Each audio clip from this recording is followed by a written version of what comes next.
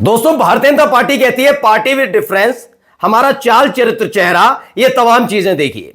लेकिन इनका चाल चरित्र और चेहरा कैसा है आज इन्हीं का नहीं, अंधभक्तों का, बीजेपी आईटी सेल का और 5-5 रुपल्ली के दिहाड़ी मजदूर जो सोशल मीडिया पर बिठा रखे गंदगी फैलाने के लिए, उनका सबके चाल चरित्र चेहरे दिखाने जा रहा हूं। दिखाऊंगा कि जब अखिलेश यादव, सोनिया गांधी, राहुल गांधी इफ्तार पार्टी में चले जाएं तो वो सनातन विरोधी, हिंदू विरोधी हैं। दिल्ली की मुख्यमंत्री चली जाए तो कोई दिक्कत नहीं, बीजेपी के कई मंत्री और नेता चले जाएं तो उन पर जुबान को कांट मार जाती है।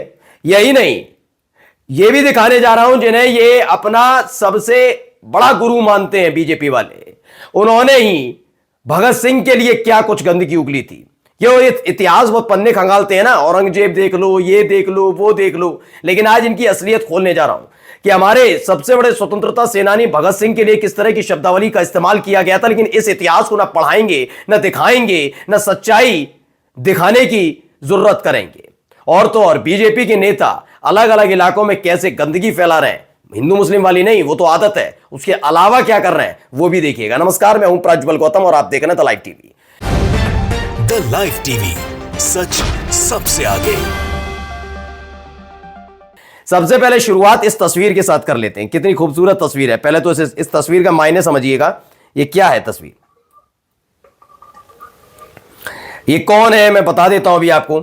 ये एक ऐसे व्यक्ति हैं जिन्होंने मोदी सरकार की हालत खराब कर दी थी लोकसभा चुनाव के बाद, जब उन्होंने शपथ भी ली थी प्रधानमंत्री पद की। उसके बाद इन्होंने हालत खराब कर दी। इनको लेकर बड़े खुश थे मोदी जी, शाह बाबू भी, लेकिन हालत कैसे खराब कर दी वो समझाऊंगा। लेकिन इनके साथ कौन लोग मौजूद है, पहले इन्हें बाद में परिचय देता हूं। पहले देखिए, दाढ़ी टोपी देखकर पहचान ही गए होंगे, मुस्लिम समाज के लोग हैं, है ना, पहचान गए ना। अब समझाता हूं खबर क्या है। आशीष सिंह लिखते हैं breaking news, BJP union minister है केरल से सुरेश गोपी, उन्होंने इफ्तार पार्टी ज्वाइन की है। इसमें लिखते हैं जो चड्डी गैंग है ना, अब ना कोई ट्वीट करेगा, ना कोई कोसेगा, ना इन्हें सनातन विरोधी बताएगा, साइलेंट मूड पर है सब। अब ये सुरेश गोपी कौन है पहले समझ लीजिए। इनके बारे में वैसे भी कोई कुछ क्यों नहीं बोल सकता, मैं समझा देता हूं। दरअसल चुनाव का नतीजा आया, 240 सीटें जीती, लेकिन एक खुशी थी। एक खुशी इस बात की थी कि अटल अडवाणी के दौर में भी बीजेपी जो नहीं कर पाई वो इस दौर में हो गया। वो इस दौर में मतलब केरल एक ऐसा राज्य था जहां सांसद छोड़िए विधायक तक है, विधायक भी छोड़िए पार्षद तक जिताना बीजेपी के लिए मुश्किल रहा केरल में। लेकिन सुरेश गोपी सांसद चुनकर आए, पहली दफा था बीजेपी के लिए, तो इस पर खुश हुए। देखिए 240 का कम भूलिए, केरल जैसे राज्य में बीजेपी का सांसद जीत गए। मैंने तब भी यह कहा था कि केरल में बीजेपी के सांसद नहीं जीते, सुरेश गोपी जीते हैं। सुरेश गोपी चूंकि अभिनय क्षेत्र से आते हैं, वहां का एक जाना पहचाना चेहरा है, अभिनेता है, तो उनको लोग जानते हैं, पसंद करते हैं। उन्होंने पार्टी नहीं देखी, उन्होंने सुरेश गोपी को देखा और सुरेश गोपी चुनाव जीते। लेकिन सुरेश गोपी को जल्दी एहसास हो गया कि भारतीय जनता पार्टी उनका इस्तेमाल किसी और तरीके से करना चाहती है। इसलिए जिस दिन इन्होंने शपथ ली सुरेश गोपी ने, उसके 2 घंटे के भीतर ही खबर आने लगी सुरेश गोपी अपना पद छोड़ना चाहते, मंत्री पद छोड़ना चाहते हैं। जैसे तैसे समझाया कि क्या कर रहे हो बाबू, अभी तो शपथ लिए, क्यों फजीयत करा रहे हो, अभी तो 240 वाला झटका नहीं बोले हम, मत करो। मान गए, फिर 4 महीने बाद फिर से वही कहने लगे नहीं मेरे पे नहीं रह पाऊंगा, क्योंकि भाई एक दबाव पड़ता है ना कि आप क्या कर रहे हैं। शोहरत की कमी नहीं है सुरेश गोपी को। सुरेश गोपी वैसे भी केरल में बहुत ज्यादा पॉपुलर है, दक्षिण भारत में बहुत ज्यादा पॉपुलर है, बड़े अभिनेता है। ऐसे अभिनेता को शोहरत की जरूरत नहीं है, एक केंद्रीय मंत्री के तौर पर उन्होंने कहा नहीं मैं नहीं रह पाऊंगा, फिर दोबारा हाथ पैर जोड़े। अब सुरेश गोपी चले गए मुसलमानों के पास इफ्तार पार्टी में, लेकिन शांति है। ये सनातन विरोधी नहीं है, ये देश विरोधी नहीं है, ये तुष्टीकरण नहीं कर रहे। जवाब दीजिएगा ना, ये जितने अंदर बिठा रखे हैं। अब आइए अगली खबर, इसको जरा पढ़िएगा। ये जो मेरे साथ भाई लोग जुड़े हुए हैं जो मुस्लिम समुदाय से ताल्लुक रखते हैं, थोड़ा बहुत इसे पढ़ सकते हैं, जो स्क्रीन पर मैं दिखा रहा हूं। लेकिन इसका जो मजमून है क्या कहता है देखिए। प्रोफेसर डॉक्टर अरुण प्रकाश मिश्रा लिखते हैं, भगत सिंह को मुस्लिम भाषा में लिखने पर, मुस्लिम भाषा समझ गए होंगे, उर्दू, कटमुल्ले बनते हैं उर्दू पढ़कर, समझ गए किसकी तरफ कह रहा हूं।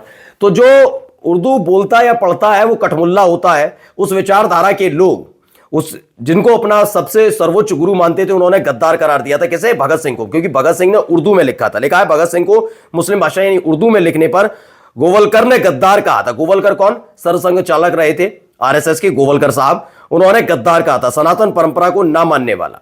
ये किसी और ने नहीं बल्कि गोवलकर ने कहा था, जैसा कि इसमें लिखा है। और प्रोफेसर डॉक्टर अरुण प्रकाश मिश्रा इसको लेकर दावा भी करते हैं। जैसे ही ये खबर आई उसके फौरन बाद ग्रोक से सवाल कर लिया एक ने, हेलो, भगत सिंह का केस लड़ने वाले वकील आसिफ अली थे जो ज्यादा शायद मुस्लिम थे। अंग्रेजों की तरफ से फांसी दिलाने वाले वकील राय बहादुर सूर्य नारायण थे, जो संभवतः हिंदू ब्राह्मण थे। हालांकि उनकी आरएसएस संबद्धता पर विवाद है, इसलिए जटिल है भाई कहना। ऐसे ही केपी जाटव लिखते हैं, हेलो ग्रुप को भाई, कुछ लोग कहते हैं कि बाबा साहब जी इतने बड़े वकील थे तो उन्होंने भगत सिंह का केस क्यों नहीं लड़ा। अब आप बताओ क्या कारण था उन्होंने भगत सिंह का केस नहीं लड़ा। बाबा साहब ने भगत सिंह का केस नहीं लड़ा क्योंकि उनका फोकस अस्पृश्यों के लिए यानी अछूत जो थे के लिए सामाजिक सुधार पर था। वे महाराष्ट्र में व्यस्त थे जबकि मुकदमा लाहौर में था। भगत सिंह के पास पहले से वकील आसिफ अली थे और कोई सबूत नहीं कि अंबेडकर से संपर्क किया गया। उनकी प्राथमिकताएं अलग थीं। इसमें आगे लिखते हैं, हालांकि इसमें लिखा गया कि उन्होंने 3 विक्टिम्स संपादकीय में भगत सिंह की फांसी पर टिप्पणी की थी, लेकिन इसे भुला दिया गया। केवल उतना ही ज्ञान है जो इनके लिए मुफीद बैठता है। इसीलिए आपने देख रहे होंगे डेटा प्रोटेक्शन बिल लाना चाहिए, ग्रुप तुम ऐसी हरकतें क्यों कर रहे हो, तुम्हारे खिलाफ हम कार्रवाई करेंगे, इस तरह की बातें, क्योंकि इनके सारे कच्चे चिट्ठे खुल रहे हैं। अब आइए जरा कैसे पहले बीजेपी नेता की कुटाई हो जाती है उसको भी देखिए। जी सर। मेरे 2 नाबालिग बच्चे घर पे बैठे थे, पढ़ रहे थे। एडी की टीम ने बिना नोटिस दिए हमारे घर को तोड़ने के लिए आ गई। मैं जब बात करने गया संबंधित अधिकारी कौन है वहां पर, तो संबंधित अधिकारी साइड में छुपा हुआ था और 20 पुलिस वालों ने मिलकर मुझे मारपीट शुरू कर दी। मुझे मारपीट से ज्यादा मुझे अपनी इज्जत खराब होने का दर्द है। अब जाइए कौन है ये। मंजीत घोसी लिखते हैं, ये वरिष्ठ डॉक्टर कुलदीप शर्मा हैं, साथ में विशुद्ध भाजपाई हैं। आज ये अपने कर्मों का फल भुगत रहे हैं। जनता को मूर्ख बनाकर भाजपा के लिए वोट मांगते रहते ऐसे। अब ऐसे लोगों के साथ यही होना चाहिए। बाकी भगवान ये घर देर है अंधेर नहीं। जब आप दूसरों के घर को टूटता देख खुश होते हैं तो अपना भी घर जरूर टूटता है। मुझे इससे कोई हमदर्दी नहीं, पर इसके बच्चों के लिए बुरा लग रहा है। दूसरी बात यह भी कि जूते से मारा गया अंधभक्त डॉक्टर को, इसकी मैं कड़ी निंदा करता हूं। यह साफ साफ कहा जा रहा है। क्या हो रहा है देखते चलिए। अभी तो और अंधभक्तों के नंबर भी लगेंगे क्योंकि किसी को छोड़ने वाले नहीं है। अब आइए एक खबर और आइए, इस खबर को जरा पहले पढ़िएगा, देखिएगा। ये मुंह छुपाती कुछ महिलाएं, उसमें एक मुंह छुपाता गर्दन झुकाया हुआ व्यक्ति, उनके साथ साथ आप देखिए उधर भी सारी चीजें देते हुए। सूर्य समाजवादी लिखते हैं, मुजफ्फरनगर में बीजेपी नेता केशव झाम सेक्स रैकेट चलाते पकड़ा गया। ये पुण्य का काम है भाई। ये पता नहीं क्या सूर्य समाजवादी कुछ भी लिख देते, ये पुण्य का काम है भाई। नाम बदलने वालों की सरकार, उनसे क्या उम्मीद करेंगे जिन्हें संविधान में सेक्युलर शब्द से सोशलिस्ट शब्द से दिक्कत हो, तो उनसे आप उम्मीद क्या कर सकते हैं। उनके हिसाब से तो सोशलिस्ट और सेक्युलर शब्द ही नहीं होना चाहिए। आपने सुना भी होगा कितने वो अलीगढ़ वाले जो हैं रघुराज सिंह, जो मुसलमानों के लिए महिलाओं पर टिप्पणी कर रहे थे कि अगर होली वाले दिन दिक्कत हो तो हिजाब ना पहले त्रिपाल ओढ़ लें, तो वही उस दिन एबीपी न्यूज़ के साथ जुड़े हुए थे, तब कह रहे थे। तो सेक्युलर शब्द और ये शब्द और वो शब्द इधर उधर की दाएं बाएं की बात, तो उनको इससे दिक्कत है। नाम बदल देते हैं उससे दिक्कत है।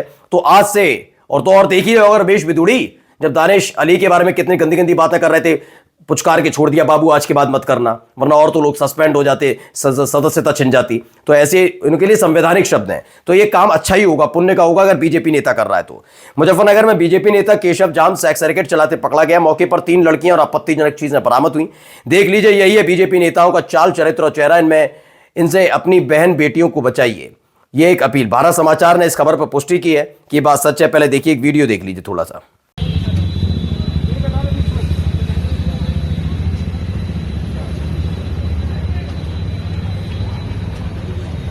ये महिलाओं को ले जाते समय का वीडियो है। इसी के साथ दूसरी वीडियो भी निकल कर सामने आई, जहां पर पुलिस थाने में कार्रवाई की जा रही, मतलब पुलिस वाले पहुंचे थे उस समय कार्रवाई की जा रही थी। देखिए नीचे ज़मीन पर बैठी हुई हैं महिलाएं जो वहां से पकड़ी गई हैं।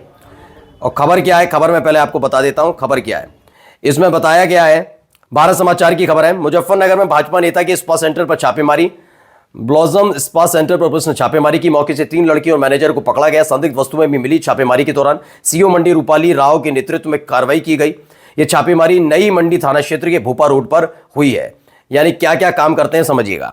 अब एक खबर आई है अमरोहा से, भारत समाचार की खबर है। पीएम मोदी की पत्नी जसोदा बेन का दौरा, ये उस समय की वीडियो है, पहले वीडियो देख लीजिए।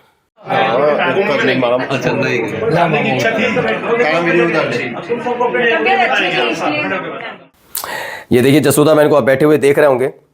दिल्ली पुलिस के हेड कांस्टेबल की बेटी के जन्मदिन समारोह में हुई शामिल। सुरक्षा एजेंसियां अलर्ट। सीओ ने गांव का दौरा कर सुरक्षा व्यवस्था का जायजा लिया।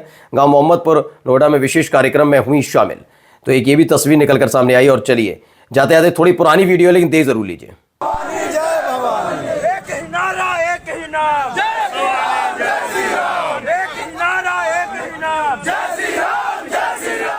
मैं पहले ही बता देता हूं अपने दर्शकों को, ये पुरानी वीडियो है, लेकिन ये उन लोगों को देखना चाहिए जो दलित और आदिवासियों के लिए बहुत बड़ी बड़ी बातें करते हैं, लेकिन क्या उनका चरित्र है। डॉक्टर ओम सुधा लिखते हैं, वे कहते हैं ना, कपड़े के रंग से पहचाना जा सकता, आप भी पहचान लीजिए SC ST समाज के लोगों, आपका असली दुश्मन कौन है। यकीन मानकर चलिए, कौन है दुश्मन, अब तक आप पहचान गए होंगे। नमस्कार।